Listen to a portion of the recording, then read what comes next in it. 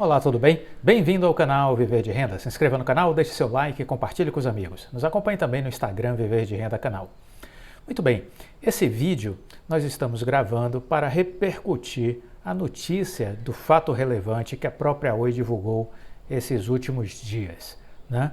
E o que ficou evidente é que existe vamos dizer assim, um indício de provável litígio entre Claro, TIM e Vivo e a Oi. A razão do desentendimento, 3,2 bilhões de reais da venda da unidade da Oi Móvel.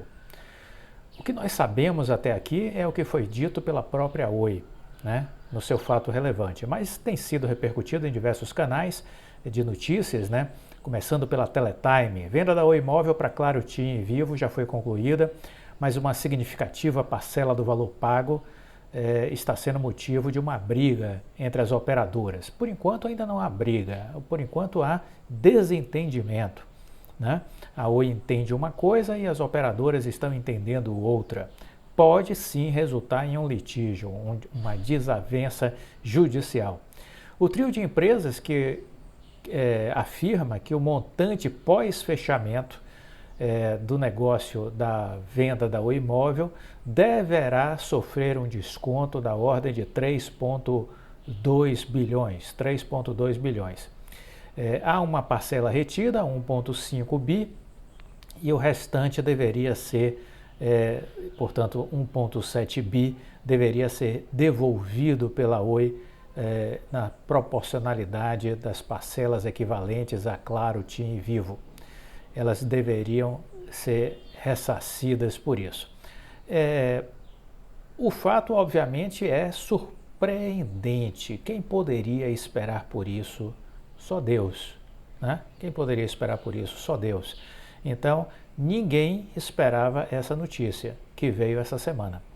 Provavelmente, aí está a razão do juiz não ter encerrado a recuperação judicial, como Lauro Jardim tinha dito, que fontes ligadas a ele teria afirmado que agora em agosto teria sido encerrada a recuperação judicial. Isso não aconteceu e talvez este seja o motivo. O juiz já devia estar sabendo deste problema, dessa desavença entre Vivo, TIM e Claro e Oi, né? A Oi, no seu fato relevante, comunicou que viu com surpresa o posicionamento das compradoras e afirmou discordar veementemente, dizendo que houve erros no cálculo das empresas e da KPMG, empresa contratada por elas para fazer a análise dos ativos que foram fatiados e encaminhados para cada uma destas operadoras. Este comunicado surpreendeu o mercado na segunda-feira, dia 19. Né? A empresa disse que ia buscar reparação por perdas e danos caso não chegue a uma solução amigável, que é o primeiro caminho a ser tentado. O valor que as operadoras afirmam que podem reter é de 634,3 milhões em favor da TIM, 488,4 milhões em favor da Vivo e 324,68 milhões em favor da Claro. Além deste valor, as empresas querem que a Oi devolva um valor já recebido pela Oi. Essa é a boa notícia. A Oi já recebeu 90% do pagamento. O dinheiro já está no caixa. Mas elas querem, as empresas compradoras querem que a Oi restitua 1,74 bilhão de reais, né?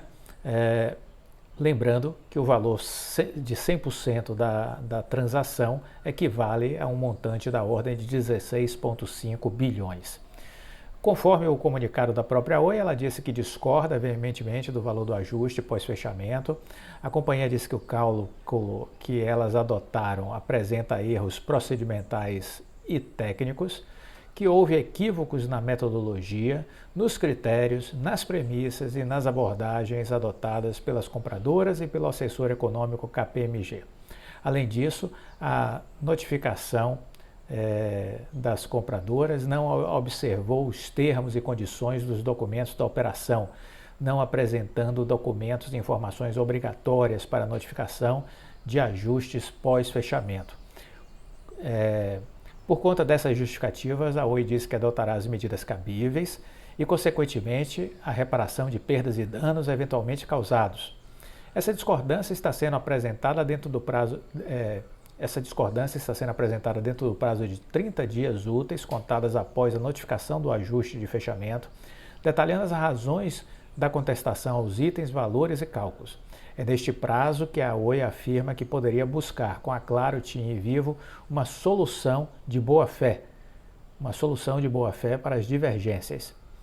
Então temos aí 30 dias úteis pela frente, estamos falando de 1 mês e meio praticamente de prazo aí pela frente, né? 30 dias úteis.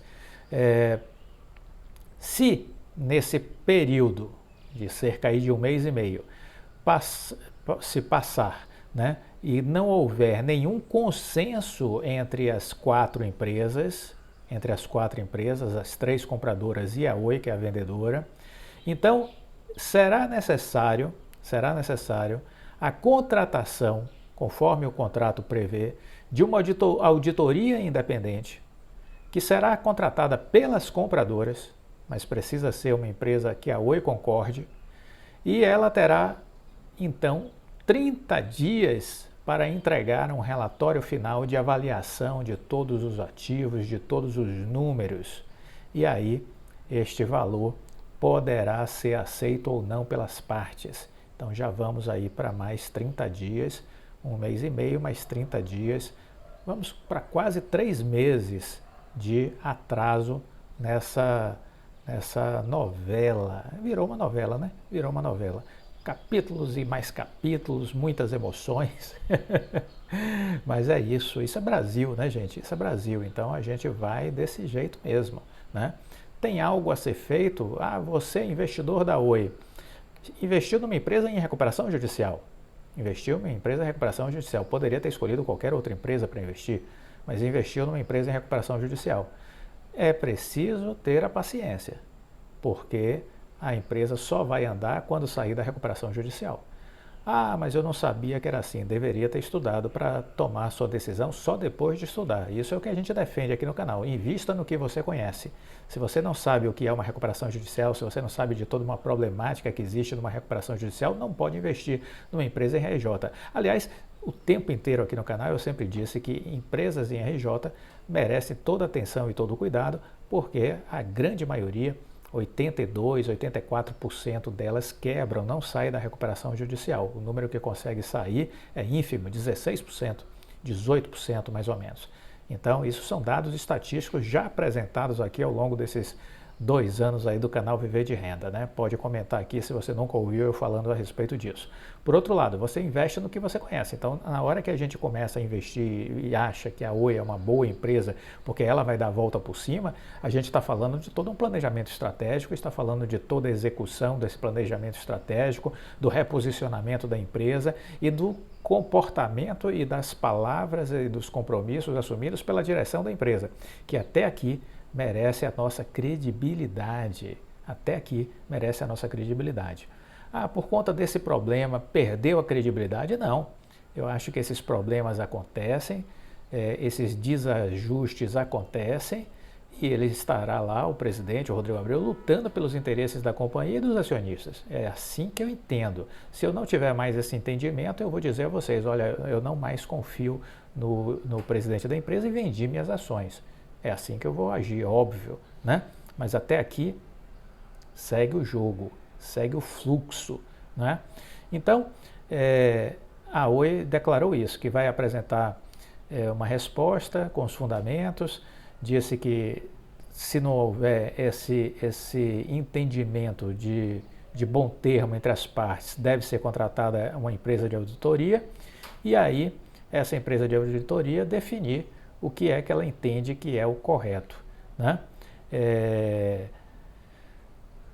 Esse é o estágio em que nós nos encontramos. Obviamente isso foi mais uma notícia que impactou o mercado, muita gente saiu vendendo suas ações. Veja, ou você está convencido de suas teorias, de suas teses, ou você não tem por que estar investindo em uma ação, né? Não tem que estar investindo em uma ação. Se você conhece o mundo dos negócios e tudo mais, vai saber que esse tipo de discussão, de contestação numa venda de grande monta, como foi, não é um absurdo, não é um fato pertencente ao planeta Marte. Isso acontece no planeta Terra desde que o mundo é mundo, não é? E essas coisas serão resolvidas no seu devido tempo e da melhor maneira possível entre as partes. Agora, se as empresas fossem desistir da compra, podem fazer isso? Podem, mas tem uma multa a pagar. Se as empresas desistirem da compra da Oi Móvel, terão que pagar uma multa para a Oi. Essa é uma questão que está posta no contrato. Elas vão desistir? Acredito que não, porque desistir significa abrir mão de uma empresa para uma possível nova entrante no mercado. Lembra que a Highline queria comprar? Poderá se interessar de novo, ou outra empresa se interessar e comprar. E aí, ao invés de três operadoras no mercado, passarão a ter 4 novamente. Será que a TIM, a Claro e a Vivo estão dispostas a ver um novo player entrando no mercado? Eu acredito que não, seria uma estupidez. Desde o início elas fizeram um movimento de articulação entre elas para impedir a entrada de um quarto entrante. Então seria uma estupidez muito grande do CEO de cada uma dessas empresas a essa altura do campeonato desistir da Oi. Eu acho que elas não vão desistir da Oi, porque elas teriam que pagar uma multa para a Oi teria que receber alguns bilhões de pagamento de multa, e além disso, a multa não teria como elas serem liberadas, e além disso, além de pagar a multa, elas teriam que ver um novo entrante entrando no mercado. E isso para elas seria péssimo, né? Além de que o fato de já ter sido efetivada a venda, autorizada pelos órgãos reguladores, já fez com que essas empresas assumissem a transição de uma série de clientes que eram da Oi para as suas estruturas. Elas teriam que devolver tudo isso. Olha que inferno astral que seria também para essas empresas. Elas pagariam a multa, teriam prejuízos para fazer essa transferência de estrutura de novo para a Oi e ainda, além disso, encarariam a realidade de ter um novo concorrente no mercado de telecom. Não me parece que essas 3 operadoras estejam buscando essa saída. É uma burrice, é uma estupidez. Não será por aí que esse processo vai evoluir. Do outro lado, o que se espera é que haja uma negociação, que se haja o esclarecimento das questões. Eu continuo insistindo que a Oi falha nas suas comunicações, seus fatos. A Oi tem uma base de acionista muito pulverizada e muito despreparada. As pessoas ficam apavoradas a qualquer coisa, em qualquer instante. Então, essas comunicações via fatos relevantes, do jeito que o RI da Oi continua insistindo a fazer, insiste e continua insistindo a fazer, é a pior forma. Determinadas coisas, quem deveria falar é o presidente da empresa. Isso eu aprendi nas empresas com que eu trabalhei. Determinados assuntos são tão importantes que é o presidente da empresa que tem que falar. O presidente da empresa que tem que vir a público esclarecer, fazer uma conferência, tirar dúvidas, explicar detalhadamente o que está acontecendo. E o Rodrigo Abreu é um excelente comunicador. Muitas vezes ele abre mão deste papel e delega para a diretora de relações institucionais, de relação com os investidores. Mas, ao meu ver, nunca está dando certo esse processo via RI. Esse caminho via diretoria de RI, de relação com os investidores, é o pior, já desde a época da Camila Farani, que ela ainda fazia parte da empresa. Desde aquela época, esse caminho não funciona, não dá certo. Então, eu acho que a Oi precisa rever isso. Por outro lado, não há muito o que fazer. Você tem 2 caminhos. Um, você vende suas ações, desiste, realiza o prejuízo. Esse é um caminho fácil. O outro caminho é continuar resignado e tendo paciência, porque você sabia que precisava sair da recuperação judicial e acreditar no longo prazo. Não aconteceu nada disso ainda, né? Você não saiu da recuperação judicial, a empresa não saiu da recuperação judicial, ela está num processo. Então, há de se esperar, não é? Não vejo outro caminho, a não ser você realizar o prejuízo e vender. Este é outro caminho, outra opção que você tem. Vejo muita gente aflita, angustiada. Olha, desculpa, investir desse jeito está completamente errado na sua cabeça. O seu modelo mental não é para a Bolsa de Valores, porque tudo lhe deixa desesperado, correndo para um lado para o outro, correndo para um lado para o outro, apavorado. Olha, desculpa, bolsa de valores não é para gente apavorada, não é para gente estressada, não é para gente ansiosa, para gente inquieta, não é ambiente para esse tipo de gente. Bolsa de valores é um lugar que a pessoa precisa ter paz, calma, serenidade, tranquilidade, inteligência emocional, equilíbrio emocional, visão crítica, discernimento e compreensão. Se você não tem nada disso, saia correndo da bolsa e não volte nunca mais. Vá para a renda fixa. Este é o lugar que você pode ficar tranquilo. Entendeu? Não insista, você vai perder seu dinheiro. Não insista. Né? Ah, mas eu botei todo o meu dinheiro na Oi. Esse é um equívoco. Né? Não estou com todo o meu dinheiro na Oi. Eu tenho outras ações na minha carteira. Né? Quem acompanha a seleção de empresas sabe que ali tem algumas empresas que fazem parte da minha carteira. Não é a minha maior posição. Minha maior posição hoje na minha carteira é PetroRio. Então, é uma questão de balanceamento de carteira, é uma questão de balanceamento de riscos e é uma questão de investir no que você conhece, no que você entende. Investir sem essa capacidade crítica, sem esse nível de conhecimento, é um suicídio. Não é investidor, é suicida. Né? É o cara que está ali para perder dinheiro. Não consigo entender essa dinâmica de quem quer investir. Está errado. Está errado. Venho dizendo isso desde que criei o canal. Como é que se investe de forma correta e inteligente. Né? Bom, então temos aí um problema que não era esperado. Né? Temos aí uma desavença entre as partes, o vendedor e o comprador. Existe aí uma parte de 1,5 bi que a Oi receberia, que as empresas disseram que não vão dar, né? Mas já recebeu 90%. Sobre esses 90% é que as empresas dizem que a Oi teria que devolver 1,7 bi. Né? Então estamos falando aí no somatório de 3,2 bi. 1,5 bi que a Oi teria a receber e 1,7 que as empresas querem que devolva. Conforme já disse, a Oi declarou que discorda completamente da visão das empresas e que elas cometeram equívocos e que a empresa que assessorou elas também cometeram equívocos na análise dos ativos e dos números dos indicadores da empresa, da Oi Móvel, que foi fatiada entre as partes. Né? Reitero aqui a minha ideia de que as empresas não querem devolução da Oi Móvel, porque se tiver que devolver a Oi Móvel, vão pagar multa, vão ter prejuízo para fazer a migração reversa de toda a estrutura e de clientes para a Oi de novo, elas que terão que pagar tudo isso, né? E ainda estarão sujeitas à entrada de um novo player no mercado para competir com elas. Isso é um tiro de bazuca na cabeça. Só gente burra faria isso. Eu não acredito que os presidentes dessas empresas são burros, de forma alguma. Muito pelo contrário, eles são inteligentíssimos, porque eles se articularam para evitar a entrada de um novo player, de um novo entrante no mercado. Foi isso que eles fizeram. Vamos raciocinar. Né? Por outro lado, o que está por trás disso tudo? Pode haver uma grande confusão entre as partes? Sim, pode existir uma grande confusão de interpretação. Só isso? Talvez não.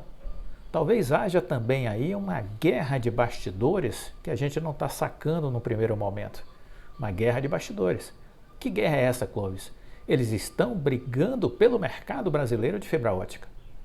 Vivo e Oi diretamente estão num conflito de disputa de território. Quem vai ser a empresa que vai vencer a corrida da fibra ótica no Brasil? Vivo e Oi estão aí. A Claro vai ficar lá atrás. A Claro, que é líder de banda larga na fibra ótica, vai ficar lá atrás com essa transformação da Oi. Né? Vivo e Oi vão liderar o mercado e a Claro vai ficar lá atrás, vai ficar atrás da Aloha, que é a EB Fibra, vai ficar atrás da BrisaNet, vai ficar em quinto lugar, a Claro. Então veja, não vamos ser inocentes, há uma briga de disputa de espaço, de território entre essas empresas, Claro, TIM, Vivo e Oi. Não são amigos, não são santos, estão disputando por dinheiro, estão disputando fatia de mercado. Vamos entender isso. O Christian Gebara estudou com o Rodrigo Abreu. E daí? E daí? O Christian Gebara está defendendo o seu e não do Rodrigo Abreu. Assim como o Rodrigo Abreu está defendendo o dele e não do Christian Gebara. Então existe sim uma briga de bastidores, não se iluda com isso, existe uma briga de bastidores. E se as empresas puderem prejudicar a Oi de alguma forma, elas vão prejudicar. Se elas puderem atrapalhar a Oi de alguma forma, elas vão atrapalhar. Isso é claro, cristalino. Para quem viveu e vive no mundo empresarial sabe disso. Às vezes a briga, o chute é da cabeça para cima, entendeu? Não tem negócio de canelada não, é chute na cabeça. Às vezes a briga por território é assim no mundo corporativo, entendeu? Então não se iludam, para mim também tem por trás disso aí uma briga de mercado, uma briga onde quem se sente ameaçado ou prejudicado tenta atrapalhar. Quem se sente ameaçado ou prejudicado tenta atrapalhar. Essa é a minha visão, esse é o meu entendimento. Muitas pessoas mandando mensagem esses dias, querendo saber o que é que eu achava, o que é que eu tinha de opinião, como é que eu estava vendo isso. Então eu resolvi fazer esse vídeo antecipando um pouco a minha visão, que normalmente eu sempre deixo depurar um tempo entre o fato e os meus comentários, sempre eu deixo isso para os finais de semana, mas resolvi, diante da aflição generalizada, antecipar um pouco o meu entendimento e a minha visão. Então, se você gostou do vídeo, deixa o like, compartilhe com os amigos, fique com Deus e até a próxima.